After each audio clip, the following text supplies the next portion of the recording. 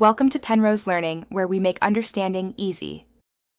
In this video, I will explain how to make delicious Kimchi Jjigae with pork. First, let's gather our ingredients. You'll need about 1 pound of pork, 2 cups of aged kimchi, and some fresh aromatics like garlic and onion. Don't forget a block of firm tofu and a couple of green onions for garnish. This hearty stew is perfect for any meal, offering a wonderful balance of savory and spicy flavors that will warm you right up.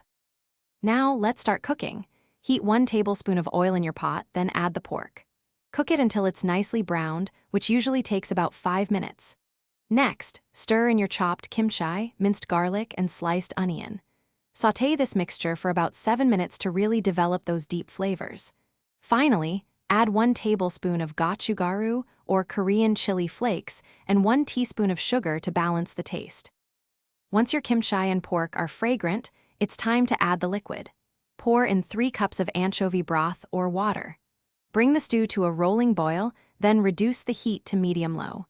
Let it simmer gently for 15 to 20 minutes. This allows all the wonderful flavors to meld together beautifully. Don't forget to taste and adjust the seasoning. A little salt or extra kimchi juice can make a big difference. Almost done? Now, gently add your cubed tofu and sliced green onions to the simmering stew. Let it cook for another 5 minutes, just until the tofu is heated through and absorbs some of those delicious flavors. Serve your piping hot Kimchi Jjigae immediately with a bowl of steamed rice. For an extra touch, you can garnish it with more fresh green onions or a tiny drizzle of sesame oil. Enjoy your homemade, comforting meal. Thanks for watching. If this was helpful, leave a like and consider subscribing. See you next time.